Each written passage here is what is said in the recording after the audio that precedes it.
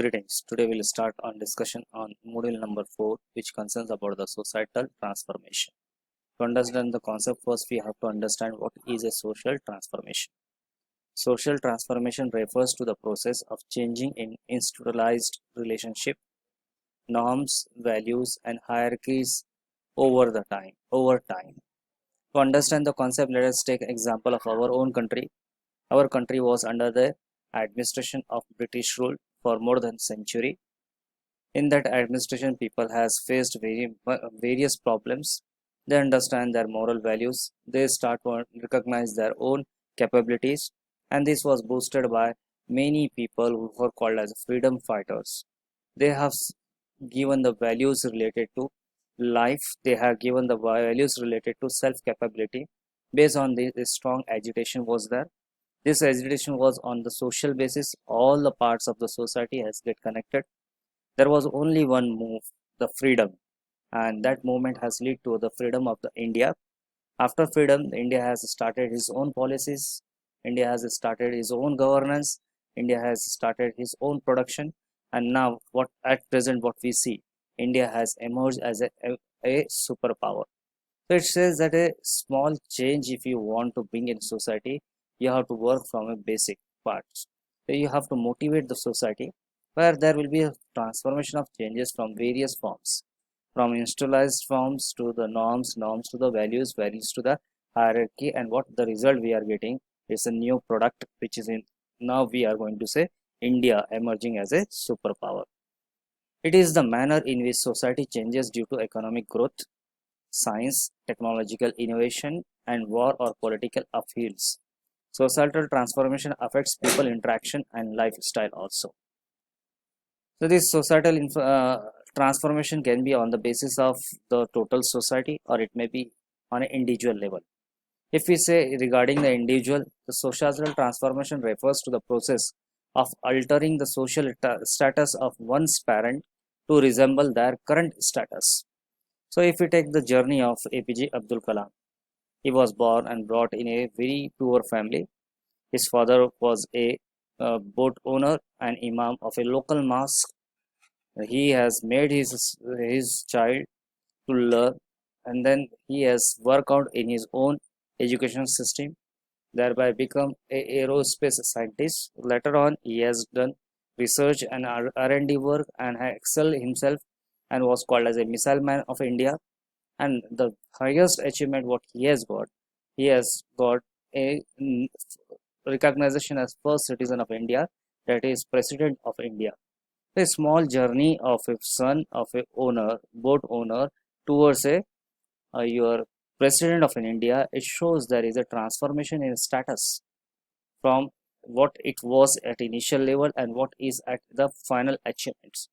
During this process, whatever the transformation we say, during this process of transformation, one moves from an ascribed status to an achieved status.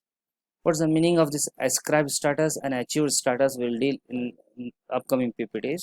Some more example will look over the individual transformation. We can have few names with in our discussion, like Ratan Tata, Azim Premji, the famous superstar Amir Khan. They have brought their status to a such a level that everyone is now recognizing them as an icon of India. So let us discuss on ascribed status and achieved status. What is an ascribed status? An ascribed status is the social status into which a child is born. For instance, there are people born in wealthy families while others are born in families with low income groups. In India, gender and racial differences forms a basis of people ascribed status. Generally, what we see in our country, we are going to classify the peoples in various status. Like we have a backbone skeleton, like the society has been divided into 4 parts: Arya, Vaishya, Shudras, and so and so. Means here there are some things related to the racial differences, and sometimes we have gender differences also, like women and men, and they are equal equity and their equal rights. This has been the questions raised in our society many of the time. Such an status which is ascribed by the individual through its childhood is called as a ascribed status. On the contrary, an achieved status refers to the status that one acquires as a result of their education, skill, merits, and abilities. Example of achieved status includes doctor, professional, criminals, and researchers. It is the one which a person has developed by his own, by changing his position, what it was at the time of born, and what he has gone through his education, through his attitude, through his character, and now he is going to appear in front of a society. A person's status determines their behavior. The other forms of class identification include family background, tastes, interest, cultural refinement, and self-identifications. Sometimes we see that the family background is also going to have big support towards a personal development. We say the taste what he wants to appear, the interest what the individual has, what cultural refinement and self identification is going to have in market. Like we have well-known politicians which has proved their identities, well-known actors who have proved their identity. This beside that, what the ascribed status was that. Okay, now let us say how this societal transformation take place. There is said to be three steps involved in the social transformation, which includes associational embracement, associational distancing, and presentation of self. What is associational embracement? Associational embracement refers to an individual verbal recognition and acceptance of the group they wish to join. Means it depends upon the recognition of individual where he wants to be place himself after a particular time period. An example of such verbal recognition is when an aspiring law students choose the college that they would like to join to pursue their law degree studies. Okay. For example, selection of a college, selection of a business, a professional, selection of a employability and employment. Associational embracement may either be proactive embracement or retroactive embracement. What is a proactive? By himself he is going to that, and by retroactive it is he has been forced to get into that position.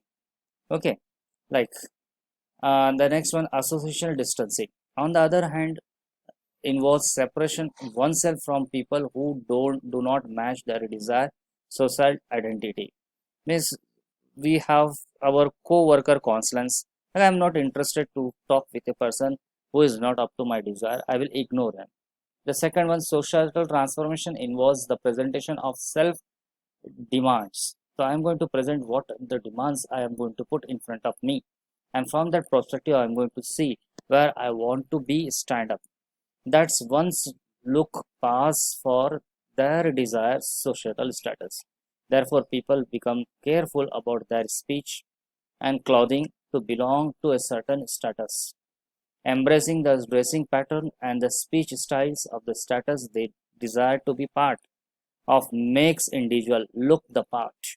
So he becomes a person which will have a, a number of thoughts process nearby him, like belief, optimization, positive attitude, confidence, outlook, mindset, and many more things, blah blah blah. He will develop and he will try to present himself, and that will lead to the change of his present, what he was having accrued status to the achieved status.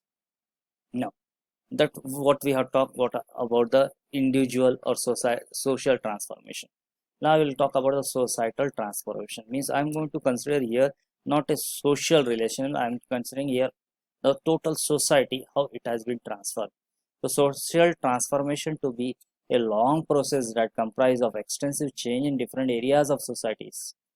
It may be subsystem or it may be total society, ranging from production and consumption pattern to legal concept, forms, from types of organization to cultural practice and beliefs. These changes in individuals as subsystem are interdependent. This means that the change in one system will influence the change in another system. Social transformation is then the result where different changes in subsystem reinforce each other and give overall development of society a direction, that is sustainability.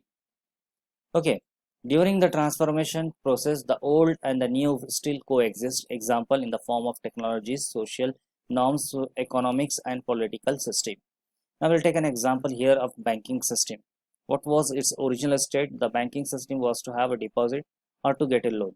Now what is happening here? Banking system has merged with a emergent technology. They have been expanded towards a new forms, like they are being now acting as a business partner. They are being acting as a life insurance company. They are going to act as a agents to put your money into market and get the earning from it. So the transformation, the technological transformation has moved from a barrier to change a new path. Only in the course of transformation, by overcoming path dependencies and barriers, a direction will emerge in which transformative process will change a society. And this change in a society is called as a societal transformation. So there are various forms of societal transformation, and there are various benefits of social transformation and various theories led by the researchers and which has been developed by the practice. We will discuss all these things in upcoming lectures. Till then, stay at home, be safe, and be healthy. Thank you.